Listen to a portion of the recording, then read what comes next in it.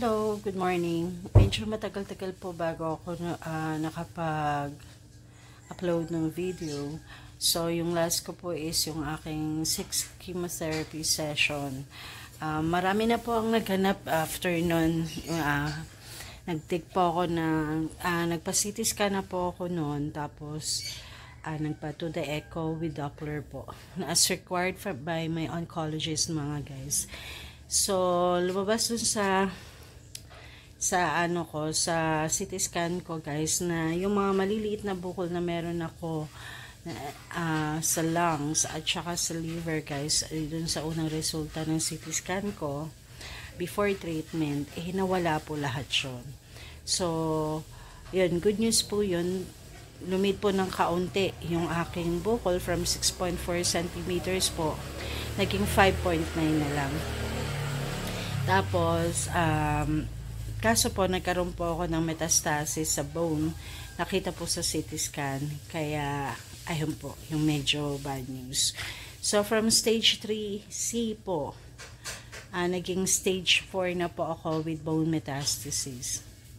So, doon naman sa to the echo result ko guys, yung EF value ko po, bumaba po from 67 po, naging 54.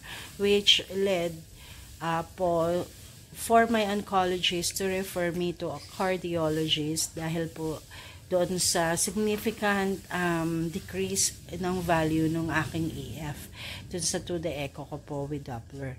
So, minute po namin yung aking cardiologist, tapos doon po pinaliwanag na na yung pagbaba po ng EF value, ang ibig sabihin po noon, yun po yung value pong yun is the ability of my heart to pump out blood mga guys. So, medyo bumaba. Yun yung nag-cause ng hingal ko guys. At saka, pagmanas ng aking mga paa. Dahil sa,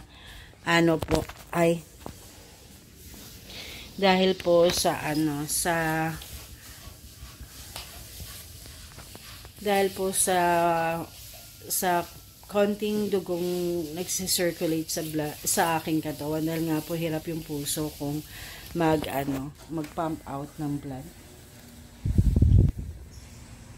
So, ayun guys. So, na-meet namin yung cardiologist. Tapos, binigyan kami ng gamot, 3 gamot para sa puso. Yung one para i-maintain, yung matulungan yung puso ko doon sa paglabas nga po ng oxygenated blood.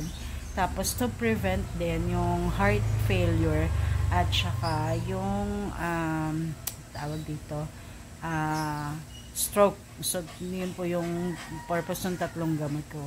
Tapos after a while po na tinitake yun, ayun, napansin ko po na na yung hingal ko po hindi na po ganun ka-frequent. Sabagay, hingalin na lang ako kapag sobra-sobra po yung ginawa ko. At saka yung pagmamanas po ng paa ko, nawala rin po siya. Kaya, ayun,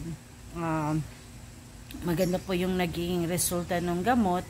Tapos maliban doon sa mga gamot na binigay sa akin ni cardio, binigyan niya rin po ako ng request sa mga laboratories para i-check kung nakaranas ako ng heart failure.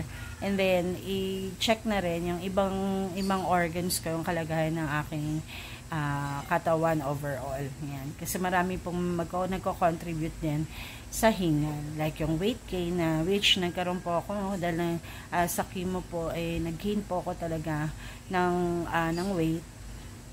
Which ngayon po parang pinipilit ko pong malose yan. Nagle-less carbohydrates na po ako. Pwede po yun. Or pwede rin baka mataas yung sugar ko, mataas yung cholesterol, ano pa man, ganyan.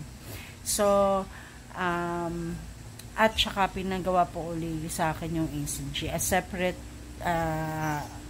na ECG, maliban sa to the echo. So, doon po namin yung ginawa sa NKTI. Tapos nakuha namin yung result and papasalamat kami kasi maganda po yung resulta. Normal po yung lahat ng result ng laboratories. Ayan po. So, pagbalik namin sa cardio mga guys, nabigyan po kami ng clearance to go ahead and continue with my trastuzumab or targeted targeted therapy po na medyo na hold po, na pause dahil po sa nakitang issue sa puso ko. So ayun guys, imimit namin uli yung oncologist today, and hopefully ayun, dahil nabigyan na po tayo ng clearance, malatagan na tayo ng panibago nating treatment protocol from stage 3C nga po kasi to stage 4. So, kailangan, binigyan niya kami ng reseta for zoledronic acid, pero kailangan din po namin kasi yung treatment protocol para po hingi sa mga government agencies ng tulong dun sa gamot.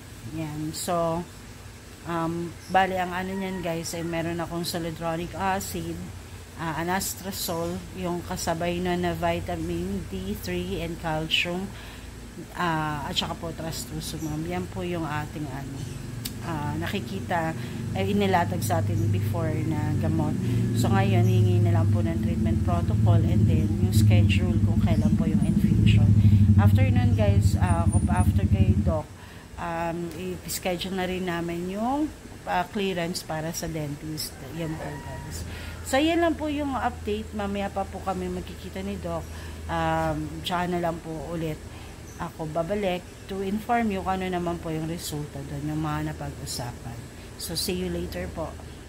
Hello? This is another day mga guys. So, nakausap na namin yung aming oncologist kahapon. And, ayun. So, inano naman niya yung advice ng cardio na mas mahaba yung interval ng trastuzumab, pero matutuloy na po yung trastuzumab natin. So, bukas na po yung transfusion, nakapag-CPC na po ako kanina. Okay naman po yung resulta. Kaya, mag-i-infusion na po tomorrow. Ang schedule ko po tomorrow is 12 noon. Doon pa rin po sa Metro Antipolo. So, ayun, sama ko kayo dun sa infusion tomorrow. So, see you tomorrow. Hello guys, it's another day. So today po pupunta po tayo sa hospital for my 7th trastuzumab session, yung targeted therapy po. So matutuloy siya guys, at ayan po, naka-ready na kami, paalis na po kami. So ayun, ay sasama ko po kayo doon sa session para meron din po kayong para masamahan nyo ako guys. Ayan. So ayan, paalis na po, may iwanan po ang aking butihing aso. Ayan guys, si Chinky na kinalbo natin nung nakatingin sa mami niya guys. Ayan, Chinky boy. Ayan guys, so kita-kita tayo mamaya doon sa hospital mga guys ha.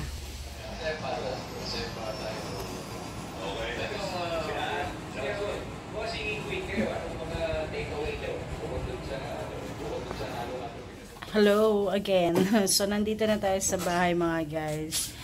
Tapos na yung ating session. So ayan, nagpapaschedule na tayo ng to the echo sa NKTA po ulit. So malalaman natin yan